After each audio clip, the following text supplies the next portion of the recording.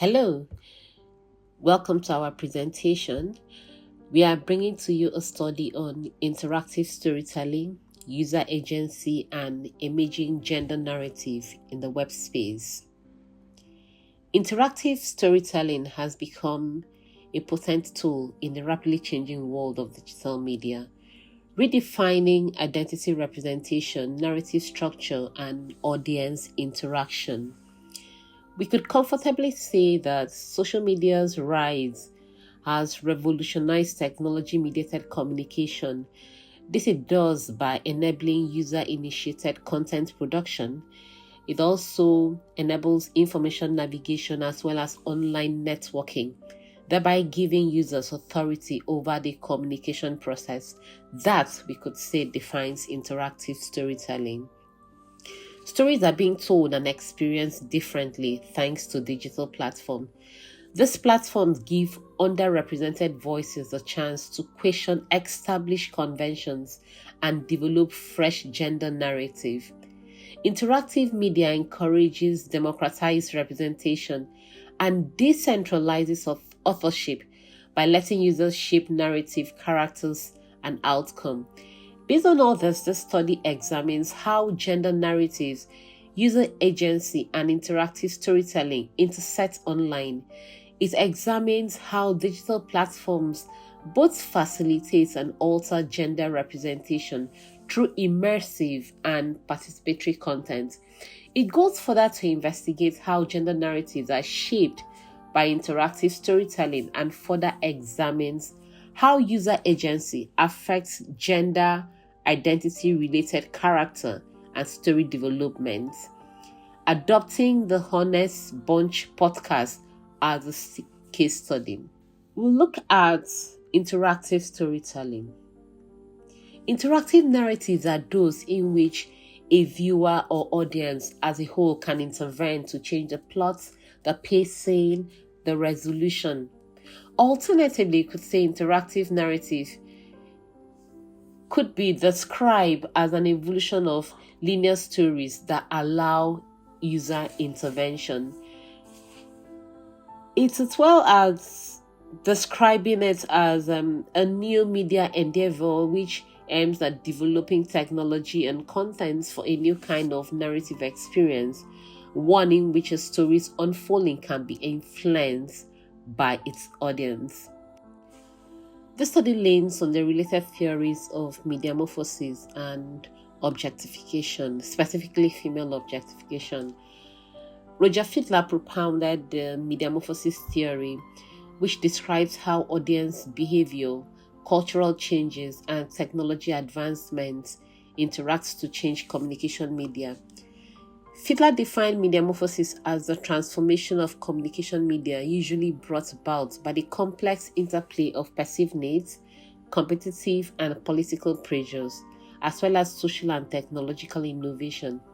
In this regard, we could say that the Honest Bunch, which is our case study for this paper, could be viewed as a response to perceived demands.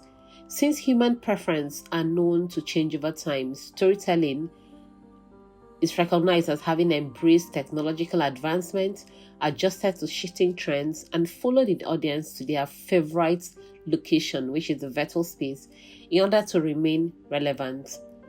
A comprehensive approach to researching technical changes in relation to communication media is what Fidler's mediamorphosis has provided. It insists that instead of looking at each type of communication independently, it rather projects that it should be viewed as a collective, as a wholesome framework for comprehensive examination, not as different components, but as interconnected system. Fidler claims that three ideas serve as the foundation for the mediamorphosis principle, and the three are coevolution, convergence, and complexity. What he means by the coevolution is that all forms of communication are inextricably linked to the human communication system and are not able to function alone inside our society. And for the second concept, which is convergence. He notes that while the idea of many technologies and media coming together now seems nearly conventional, it was formerly thought to be very innovative. Now it comes very easy. And then to the third one, which is complexity. This comprises the principle that says that everything around us may appear to be in a state of chaos, and to a large extent, Fiedler say it is. And then we go on to the second theory, which is the objectification theory. Objectification could be considered as seeing or treating a person, in this case, a female, a woman, like an object. That could be serve as a general definition for it. According to Martha Nussbaum, the concept of seeing a person as an object involves 7 characteristics. She named them to be instrumentality, denial of autonomy, inertness, fungibility, vulnerability, ownership, and denial of subjectivity. Ray Lanton added to what Nussbaum had listed. She added 3 more to it, and they include reduction to body, reduction to appearance, and silencing. These 10 points highlighted as characteristics of objective will form the basis of what we will use in analyzing our case study to identify the level of objectification in the content in which we are studying. This study adopts qualitative research approach, employing thematic and discourse analysis to examine how the Honest Bunch podcast constructs gender narrative and reflects issues of user agency on the platform of interactive storytelling. Purposive sampling method was used to select 7 episodes of the podcast, premiered between 2023 and 2024. The themes of the episode informed their choice of selection.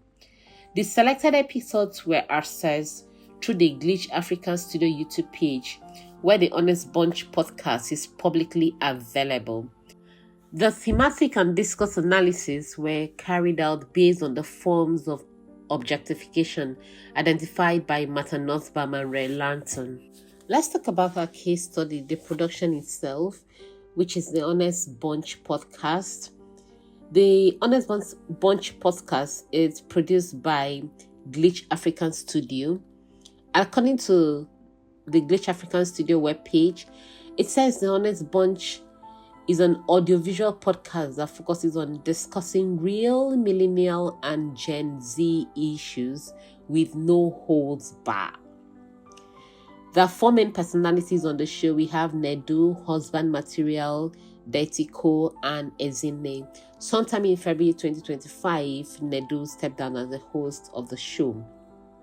The cast members bring their unique individual personalities and wits to the show, and occasionally a guest is brought on to share opinion on topics tailored to their experiences, their interests, or personality.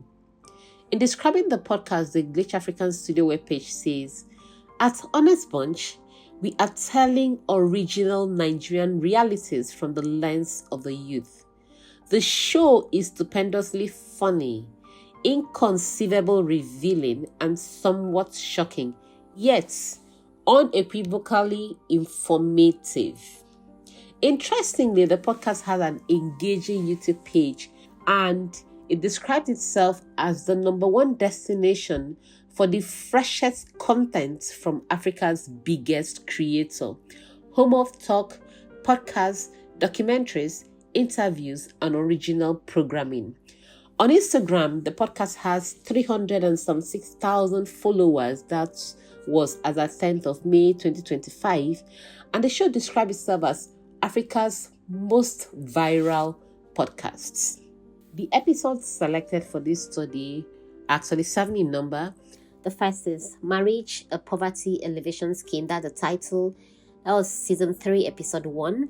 The second one, Ezine versus Nedu on why women do not pay bills. The title is season 3. We have No Finance, No Romance, the reality of dating in the 21st century. Season 3, episode 6. We also have Body Positivity, Season 3, Episode 9. We have No Woman is Out of Your League. Season 3, Episode 10.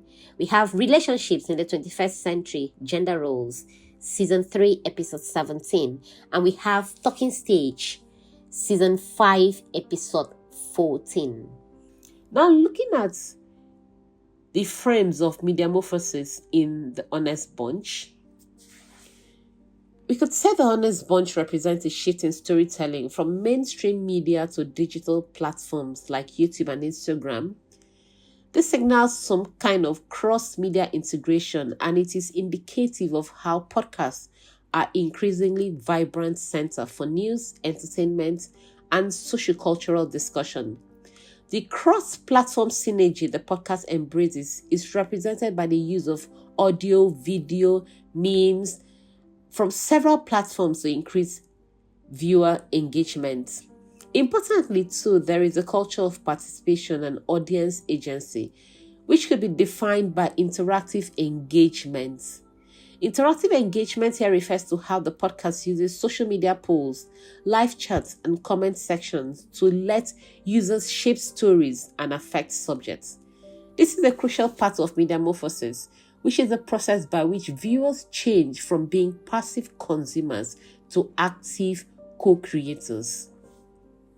The elements of metamorphosis in the Honest Bunch podcast demonstrate how a digital media product changes in terms of format, content, audience interaction, and sociocultural relevance.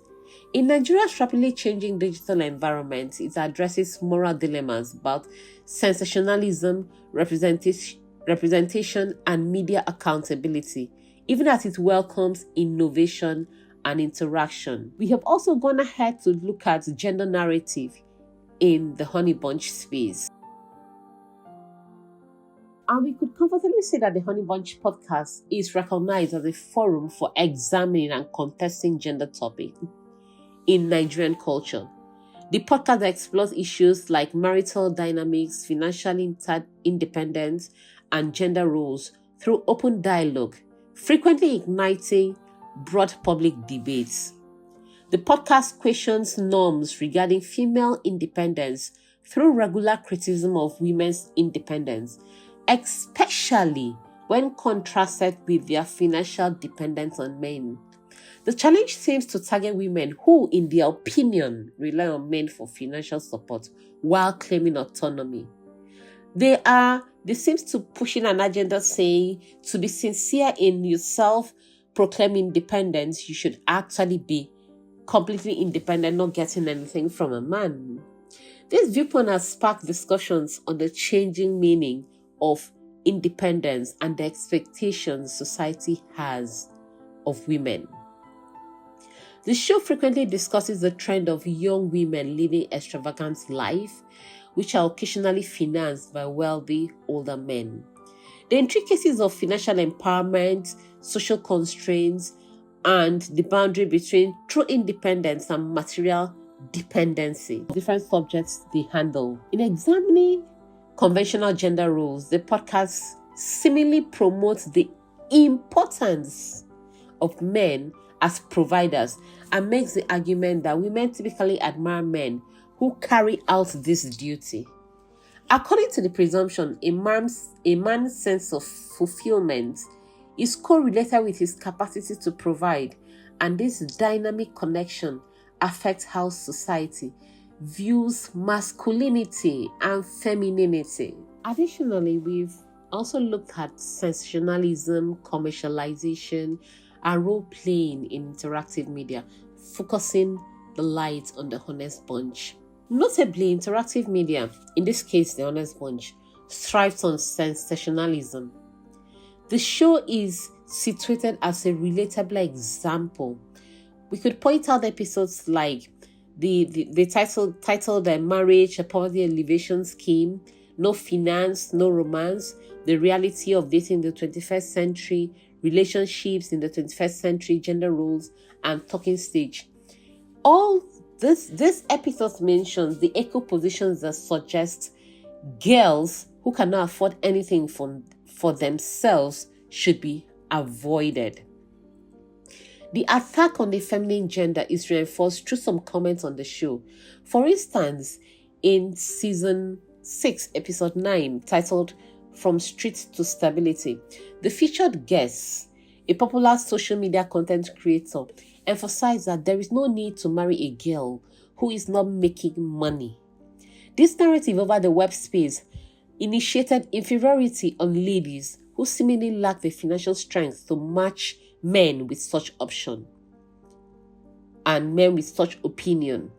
Another interesting instance is where a guest on the episode titled Talking Stage invited men who can give her money to go through her likes.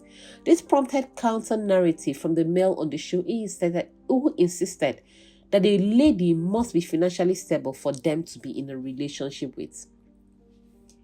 In a twist, a contrary view emerged in an episode titled Helping the Government by Marrying Poor Women, a Bold Perspective. The guest on the show, who happens to be the first ever Mr. Nigeria supranational, argued that marrying a poor woman is a win to the man, the government, and the woman because the act is one of alleviating a woman from poverty, thereby reducing expectations from government. He labeled rich women as liabilities and further claimed that poor women are more fertile, good in bed, very good cook, and can fortify the man in prayer. He further remarked, "Poor girls turn me on." Let's just quote him. "Poor girls turn me on. The poorer the girl, the more attracted I am to her." His assertion attracted traffic, which in turn generated revenue for the producers of The Honest Bunch. But surprisingly, following the backlash he received via social media, he came out to say, and I quote, "It's against my character to say such a thing because poor girls don't turn me on. Nedu told me that he owns the Honest Bunch podcast.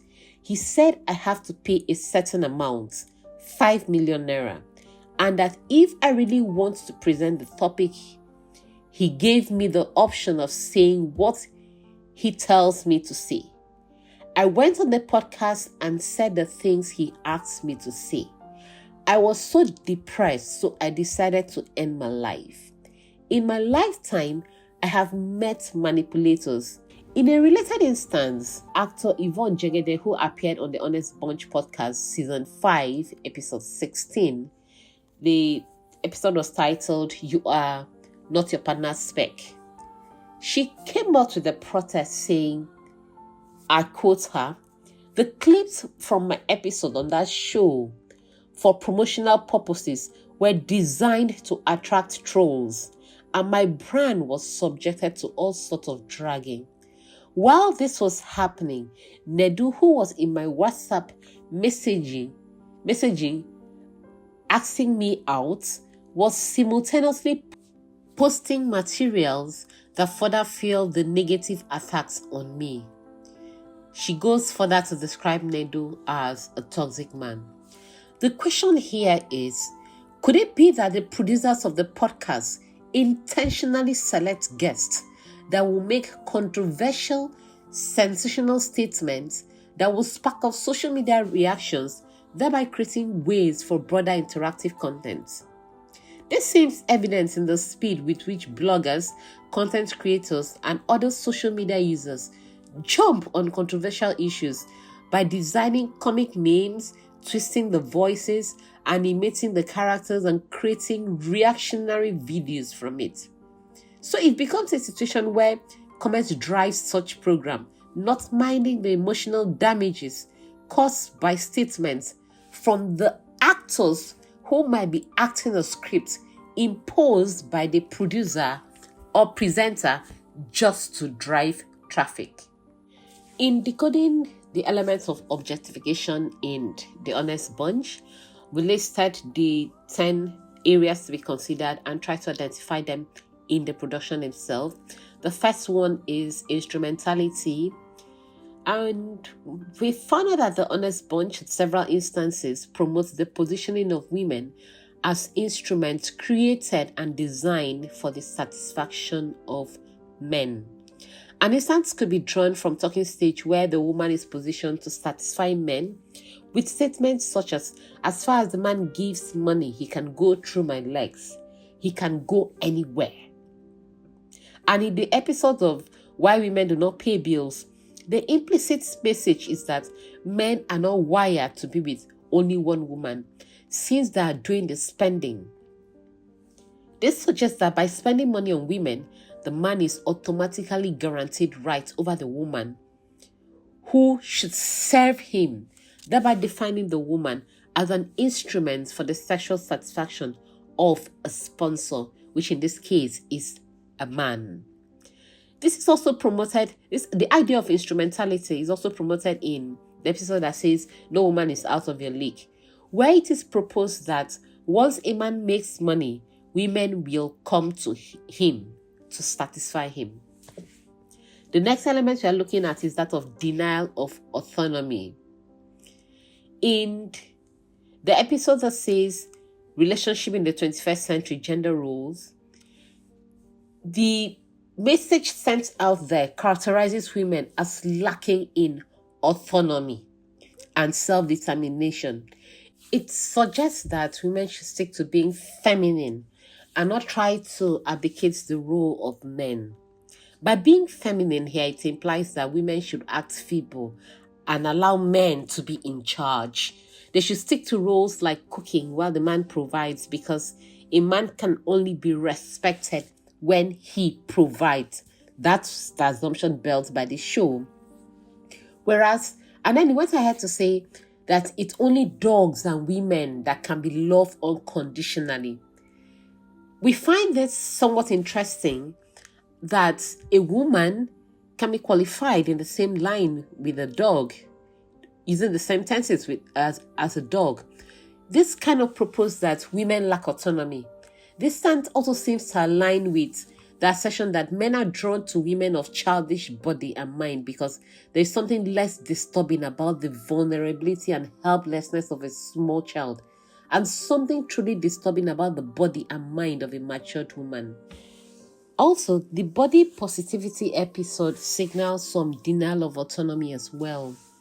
While it's commendable that the show questions the media promotion of slim status as ideal and the qualifying of some model as plus size instead of just model, it suggested that fat people should not shame others for calling them fat because they are fat.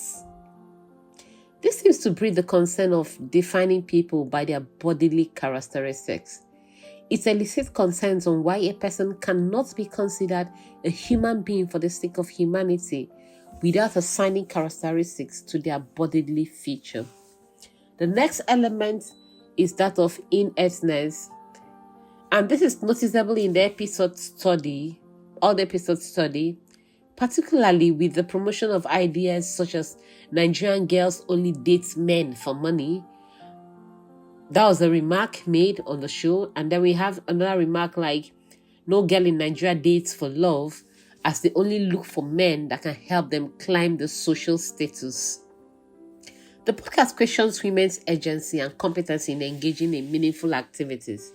One of the podcast hosts, Nedu to be precise, also proudly remarked that the show has helped a good number of females get men, just as it has helped link women with rich men.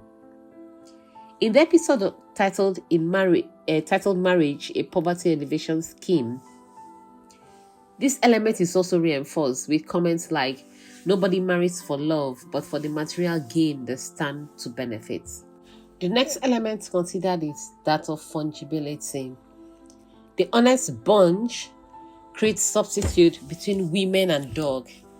This is reinforced with statements like, it is only dogs and women that can be loved unconditionally. This places a woman's worth as equivalent to an object because objects are not expected to engage in any meaningful activity, but only serve the purpose for which they are acquired. Similarly, dogs are meant to serve man based on the purpose for which they are acquired, and the expectation from them are built around that purpose. Additionally, the podcast suggests no regards for relationship, but rather see women as objects that can be acquired once the economic means permit. This is reinforcing no woman is out of your league. It also reinforced in the episode of relationship in the 21st century, gender roles, as well as in no finance, no romance, the reality of dating in the 21st century. The vulnerability element is promoted through impressions like women putting a lot in staying beautiful, and so men need to pay women for being beautiful. This is the main idea promoted in the episode titled Talking Stage. This stance is also promoted through the broadcast remark about connecting women to generous men who have sexual interest in them. This supposes that every woman is programmed to offer sexual satisfaction, and this can be activated through incentives. So all that needs to be done is offer some cash incentive. For the element of ownership, it's directly implied in the show, specifically in the episode titled Talking Stage, Relationship in the 21st Century, Gender Roles, and No Finance, No Romance. The reality of dating in the 21st century, in the reality of dating in the 21st century, it implied that marrying a woman translates to acquiring a property that should serve the man. It creates the impression that as long as the man is able to provide, he's in a position to be served. Though some of the females on the show argued against insisting the woman does the cooking, as cooking is a survival skill, there is an insistence that a man cannot toil all day and still enter the kitchen to cook when he has a woman. For the element of denial of subjectivity, the show promotes the dismissal of women's experience and feeling, as well as their right to seek comfort, as it projects that women are indebted to men who have offered money, and means of reciprocating could be the woman's body. This is implied in Talking Stage, Marriage, a Poverty Elevation Scheme. It's implied in Relationship in the 21st Century, Gender Roles, and No Finance, No Romance, the reality of dating in the 21st century.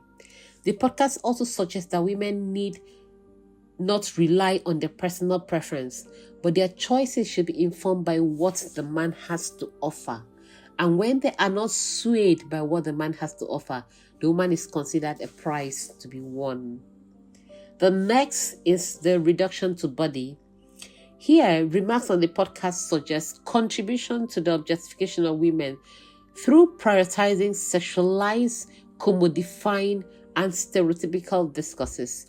This is implied in Relationship in the 21st Century, Gender Roles, is implied in Talking Stage, implied in No Finance, No Romance, the reality of dating in the 21st century, where the woman is advised to act feminine, and it is suggested that women need to maintain their beauty for relevance. For the next element, which is reduction to appearance, we can see that when a woman's appearance is used to define her, it can lead to a degree of self-hatred. It can also result in constant concern about one's appearance, all of which are oppressive behaviors for women. The Honest Bunch creates different forms of identity for women based on their body and social status, through subtle promotion of how the show has linked women to desirable men. The implication is that women should place greater value on their look than on their humanity. It explains that the best way to peg a man's sexual desire is through women's look. For the last element, silencing, we could say that the Honest Bunch is an example of a viewpoint that seems to imply that men have the absolute right to make decisions for women because they are unable to express their own desires. The discourse presumes that women cannot represent themselves and that monetary gain is all that is required to activate their sexual function.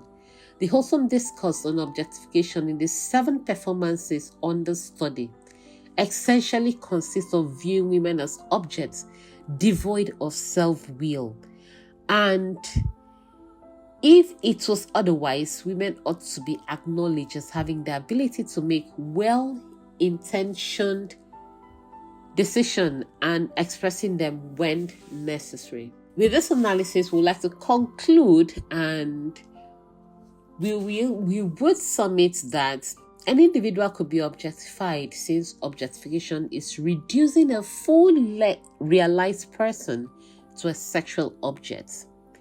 Despite this possible scope, studies have indicated that some categories of people bear a disproportionate amount of the burden of objectification. In particular, women are more likely than men to be objectified. Notably, there are increased debates on the objectification of women, and men are often called out about their acts of objectifying women. In a somewhat twist, which is quite interesting, the Honest Bunch presents situations where women voluntarily position themselves in the objectification light. We have women calling on men to objectify them and defining the act as an acceptable norm, particularly where there are some material benefits. The Honest Bunch presents a platform for users to rewrite narratives, and interestingly, the rewriting seems to favor contestable imagining than the promotion of dignified representation, especially for women.